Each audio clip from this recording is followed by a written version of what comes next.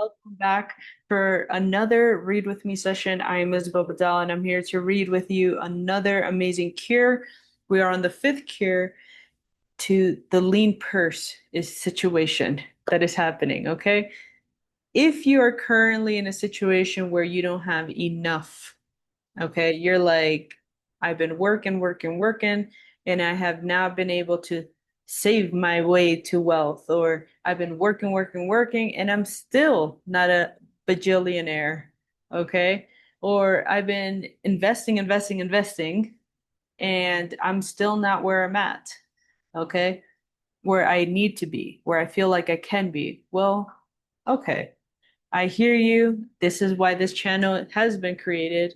Here at Love and Voice, we focus on growth opportunities. We focus on personal and financial wealth, the growth of it, the growth part of it. Because if you are not aware of the information that allows you to gain financial and personal freedom, you will always be a slave to the system. Okay? As simple as that. So let's get into the fifth cure, make of thy dwelling a profitable investment. And this one's going to hit hard because I've literally had a lot to say about this. Okay, let's get into it. If a man setteth aside 9 parts of his earnings upon which to live and enjoy life, and if any part of these 9 parts he can turn into a profitable investment without detriment to his well-being, then so faster will his treasures grow. So spoke, so spoke Arkad to his class at their fifth lesson. All too many of our men in Babylon do raise their families in unseemly quarters. They do pay to exacting landlords liberal rentals for rooms where their wives have not a spot to raise the blooms that gladden a woman's heart, and their children have no place to play their games except in an unclean alley. No man's family can fully enjoy life unless they do have a plot of ground wherein children can play in the clean earth, and where the wife may raise not only blossoms, but good rich herbs to feed her family. To a man's heart, it brings gladness to eat the figs from his own trees and the grapes of his own vines, to own his own domicile, and to have it a place he is proud of, to care for, to putteth confidence in his heart and greater effort behind all his endeavors. Therefore, do I recommend that every man own the roof that sheltereth him and his, nor beyond the ability of any well-intentioned man to own his own. Hath not our great king so widely extended the walls of Babylon, that within them much land is now unused and may be purchased at sums most reasonable? Also, I say to you, my students, that the money lenders gladly consider the desires of men who seek homes and land for their families. Readily may thou borrow to pay the brickmaker and the builder for such commendable purposes, if thou can show a reasonable portion of the necessary sums which thou thyself hath provided for the purpose. Okay? Basically, what he just said was own a house, buy the land, okay? Purchase the land, and then get some kind of loan, which are plentiful, okay? And show proof that you have that discipline of storing money, and that you have savings, and that you have that discipline of paying yourself so you can eventually pay for thy loan. That's what he's basically saying. And with that, it will create a space where you feel proud to grow and nurture and build and prosper. That's what he's saying. He's not against loans. He's not against building and using other people's resources to build thy home. Okay? That's not what he's saying. He's saying buy the land. That's what a lot of people miss here. Okay? Buy thy land. Babylon, that with in them much land is now unused and may be purchased at sums reasonable. And then he goes on to say, once you buy that land with your hard-earned stash, then consider getting a loan and then building. Okay, let's continue. Then, when the house be built, thou canst pay for the money lender with the same regularity as thou didst pay the landlord, because each payment will reduce thy indebtedness to the money lender, and a few years will satisfy his loan. Then will thy heart be glad, because thou wilt own in thy own right a valuable property, and thy only cost will be the king's taxes, aka income taxes, property taxes, and everything that comes with owning a home. Also wilt thy good wife go more often to the river to wash thy robes, that each time returning she may bring a goat skin of water to pour upon the growing things. Okay. Thus come many blessings to the man who owneth his own home, and greatly will it reduce his cost of living, making it available more of his earnings for pleasures and gratification of his desires. This then is the fifth cure for a lean purse. Own thy home. Okay. And as I mentioned at the beginning of this video, you know, I do have a lot to say, and it's very controversial to what this particular um, cure is. Okay. Do I believe owning a home is the smart thing to do in today's time? Okay. You may be watching this back in the day, or maybe in the future, or maybe right now. Okay. Look at the date on this video. This is when I'm actually sharing this. At the current moment, if you are an American trying to find a home, the median price is, I believe, at least in Florida, where we're from, right now it's like $460,000 for a regular two-bedroom, three-bedroom, two-bath home, single family, nothing too fancy, about 1,800 square feet type of thing in a nice neighborhood. Okay. However, if you are not an investor, if you're not an entrepreneur, if you are reliant on a job, okay, those those are all factors that factor into getting the right rate for paying your house. So sometimes it doesn't even actually give you the freedom that you're looking for, or the the pleasures and the gratification of your desire. Sometimes it just doesn't add up. It doesn't match up because, yeah, sure, let's just do the math really quickly, okay? If you were to buy a home, okay, and you were to take a look at all the costs associated to that, you're looking at a pricey amount when in reality, you do not need to do that with all the available amazing opportunities that are around. So when it comes to purchasing a home, I'm just gonna like literally do this whiteboard thing really quickly. Let's say you have 250,000, 200, actually that looks like a three, but let's say you have 250,000 saved, which that's a remarkable amount of money saved, okay? At the current price right now, what are the interest rates? Okay.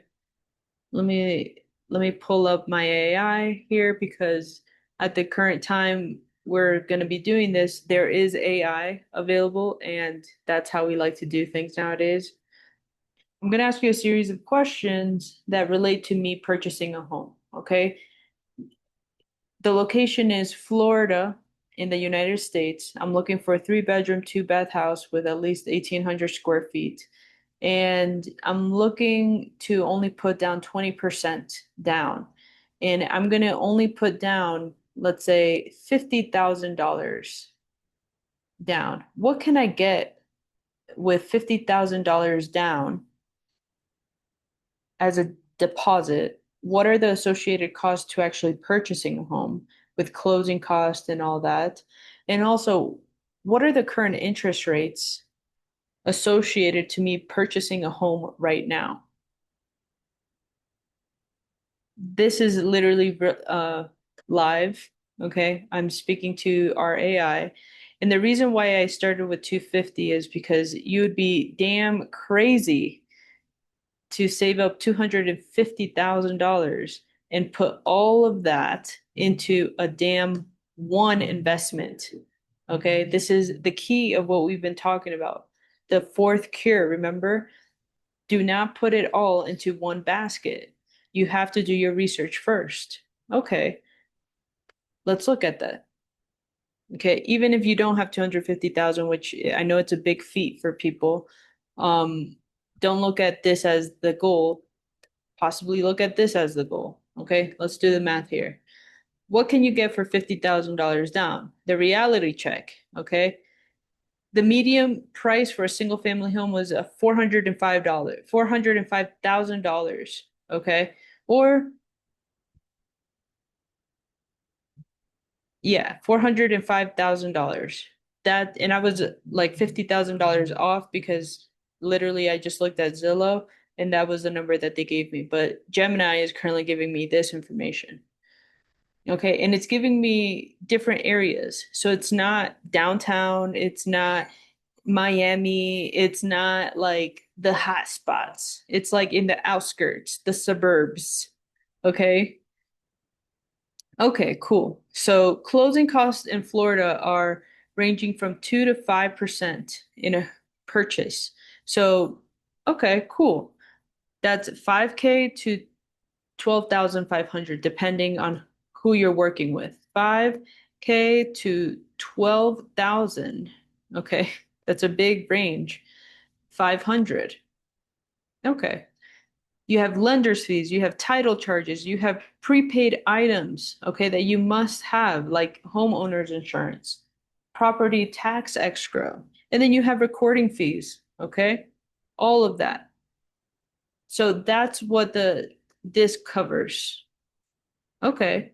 Then when it comes to lender fees, okay, you're looking at the application, the origination, and the appraisal fees going for 1,000 to even 2,500. Then you have a couple of different options here. Let's say you wanted a 30-year fixed conventional, okay? Let's say 30 years, okay? 30-year conventional, 30-year. And then you have a 15-year. Okay, let's look at that.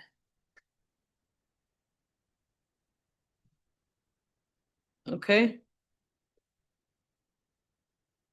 The average of that, okay, let me just break it down for you.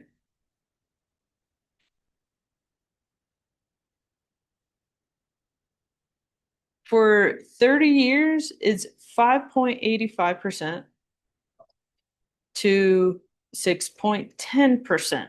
Okay, that's that. Then we have the 15-year fixed is 5.25% to 5.45%. Okay, that's a difference there. And then obviously you need to have a good credit. Did I not mention this? Oh yeah, you need to have amazing credit. Okay, anything below 740, okay, is considered trash. Okay, anything below 740 is considered trash, and you must have the right mix of things in your credit score. It's not just the number that you see on Credit Karma. No, no, no. You have to look at the right mix. Okay, do you have a car payment? Do you have utilities? Do you have your phone payment? Do you have credit cards?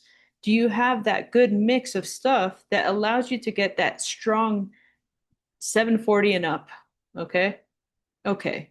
If you stick to 50 to 20% down, which is a 50K loan here, okay, that's what we're working with. The estimated closing costs, you're looking at 7,500 for the estimated closing costs. estimated closing. Okay.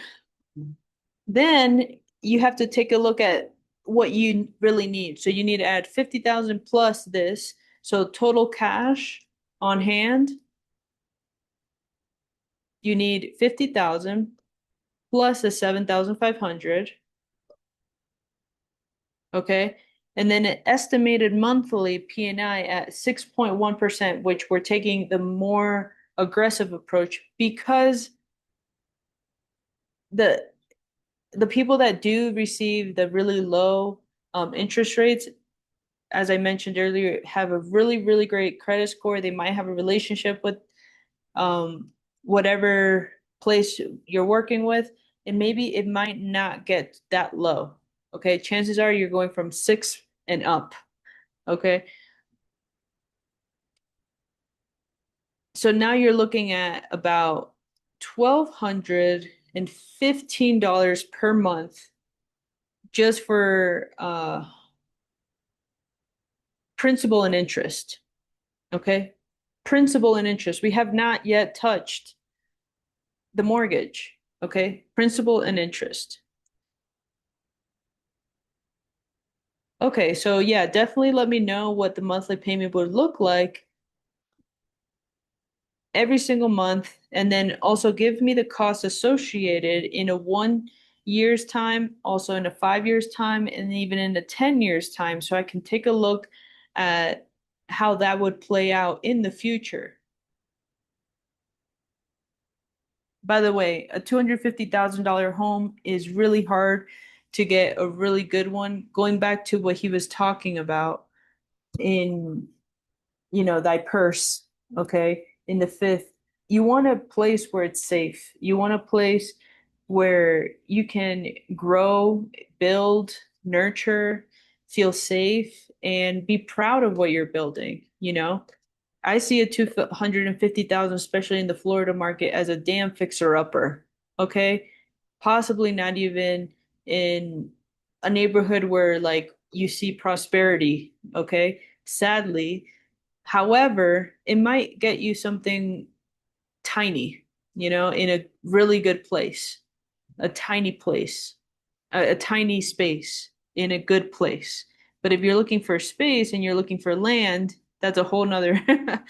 I mean, right now, 250,000 can get you a good plot of land in Florida, but good luck. Good luck.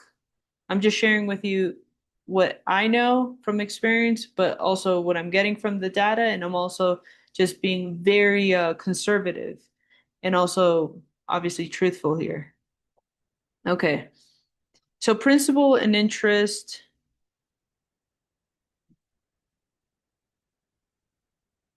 we agreed that it was going to be about 12.15 a month. Then we look at property taxes, which is an average of about 177 a month. Then we look at insurance, homeowners insurance. You're looking at 250 a month. Then you're looking at, and which is this is definitely not accurate because it has risen like crazy. HOA fees. Yeah, Florida is notorious for HOA fees, which yeah, with a single family home, you're looking about 200. I think it's going to be way more than that depending on your location. So you're roughly in for about, let's call it even at 1850 a month. Okay. This is your monthly payment per month, 1850 per month. Okay. And then if you were to multiply that, okay, in a 1 year's time, you're looking at 21,709. Then you're looking at 5 years at 111, 250. Then you're looking at what? 10 years,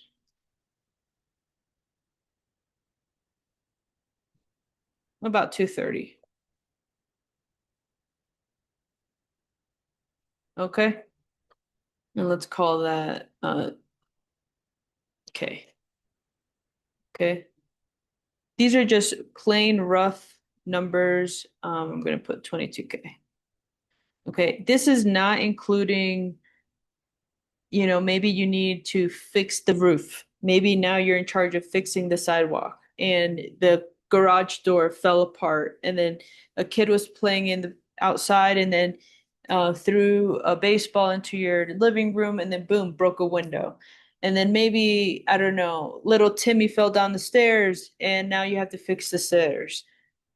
Maybe you're cooking something and then the appliances don't work and now you have to buy a whole new appliance, whether it's a refrigerator, a stove, or a countertop, microwave, whatever it is on you. Okay. Wow. Okay. That's that's pretty aggressive for this. Okay. And then I'm looking at also this at a 10-year mark.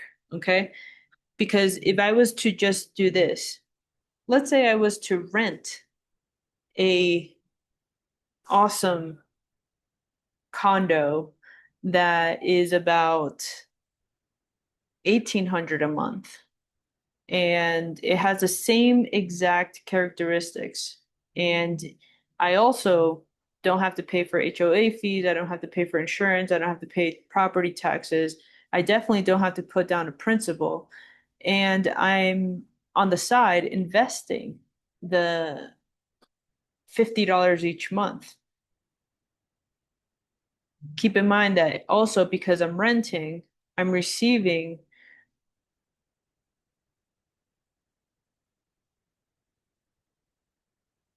amenities like the gym, a pool, a sauna, a dog park, all the things that I need to keep my health in check. Can you give me a perspective if I was just to invest the $50 per month on a year, a 5 year, a 10 year, and I would invest it into a high yield dividend paying monthly stock? What would that look like?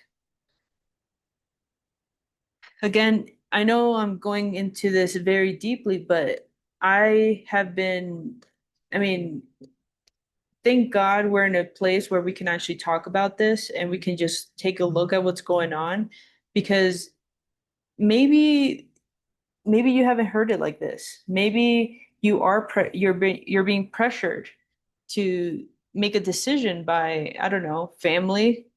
That's a huge factor in a lot of people's lives where like your parents think that buying a home is the right thing to do at a certain age or get married or have kids, whatever it is that they are so attached to that maybe that's not in alignment to you. So I'm just here to give you a different, fresh perspective that may or may not align with what other people say. Or maybe you think I'm damn crazy. Put that in the comments. I would love to hear that. Okay. If I was to just invest, okay, instead the principal, because literally we saved up 50,000, right? And then, that's what we're doing here. Okay. 1 year. I've invested 50,000. So now I'm actually receiving on a monthly basis about, oh, the total portfolio at a year's end time would be 54,000. Let's go with 54K. Okay. Um, Year five,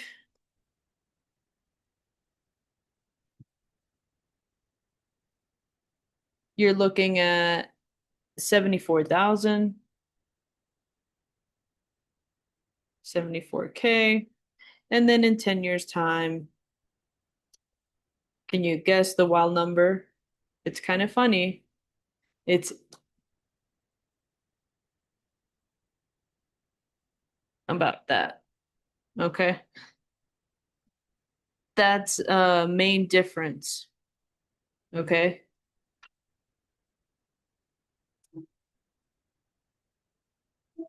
It's very, very important to look at those things because what I would do, okay, and if you're like, you know what, I do want to own something, that's my thing, I would consider if I was to invest in both. Okay, because I don't think you should just limit yourself into just one, and you've already saved, of the 50K. Okay, put it into your home. Okay, and then you can have that equity at 10 year of 230, you know, while also investing. So something that I think Gemini is saying here is that you can cash out and refinance and reinvest it back, which I highly encourage you. However, with interest rates being where they are, it's almost impossible to get higher returns for what you have to pay for a refinance or a HELOC, which is refinancing your entire equity line and then using that as a credit line. So it's very, very important that when you look at the flexibility, okay, and also your wealth, what is the right thing to do?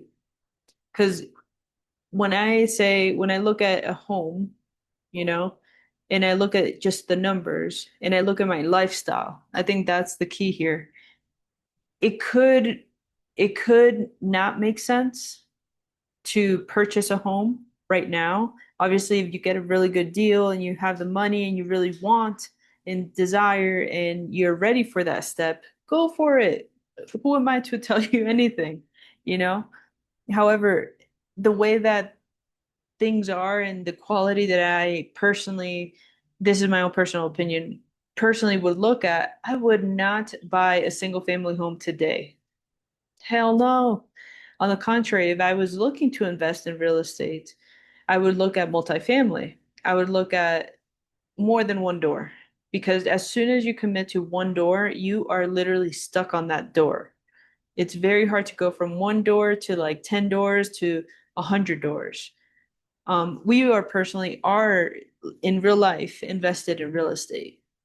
Um, as investors, we don't deal with property, we don't deal with toilets, we don't deal with tenants, none of that. But we get that monthly cash flow, which is the key thing, you know, when you're investing 50K, 100K, 250K, $1 million, you want to make sure that the cash flow is there. And that's what the key about what we're reading here is all about, is making sure that that money makes money off its money, off that first investment. Take a look at the previous videos. I believe it was a second cure of the lean purse, is how to make money off your money. And that example of how it can create a snowball effect. And if you take a look at a long-term view, maybe from 10 years to 20 years to 30, like decades at a time, you start to look at life in a different way. And it's, yes, it may be very hard to look at decades, of life, but take it into perspective. If you know that you are working on yourself every single day, you are committing to your health, you are committing to your mental health, you're committing to your physical health, you're committing to your growth overall, and you're building something of excellence, which is, I believe, how you make others feel, how you're providing into the world, how you're creating value in the world. If you are that person, then 10 years, 20 years, 30 years, 40 years, if you build up that discipline at the beginning, there's absolutely no reason for you to worry about what may be happening right now. Okay? Because it will all come together. It will all come together. Okay? That I can promise. If you allow time to build upon your wealth, if you allow time to build upon your strategies, your discipline, your positive strategies and disciplines, that's very, very awesome. And I'm so proud of you for going that route. Okay. I'm personally very proud of our route because we've decided to with, fight inflation, fight the different changes of the world by moving all over the world. Okay, we've experienced living in Asia, we've experienced living in Europe, we've experienced living in now Mexico. Like, it's amazing. It's really amazing what the quality of life you can have when you stop thinking that you have to be in a little bubble or that your little zip code of where you lived, where you grew up, where your parents are, where your friends are, where Billy Bob hangs out on the weekends is, you know, once you get out of it, just use your passport, use your driver's license, roll on out. The world will show you different ways, and you will learn what you like and what you don't like, and what is really good for you and what is not good for you. I knew so much about myself after I left my hometown. And I'm very, very grateful for that. That was probably the best decision I made, other than, of course, marrying my wife. So I know this was a long one, but I did mention that this was going to be a controversial topic, you know, because I'm not here to, sugarcoat things. So I hope you got some value. If you disagree with me, I would love to hear that. If you agree with me, let me know too. And if I offended you, I'm sorry. Uh, and if I didn't, welcome. Okay. I'll see you in the next video where we go over the sixth cure to a lean purse, and it's seven in total. So we have two more videos to roll. All right. I'll see you soon. Bye.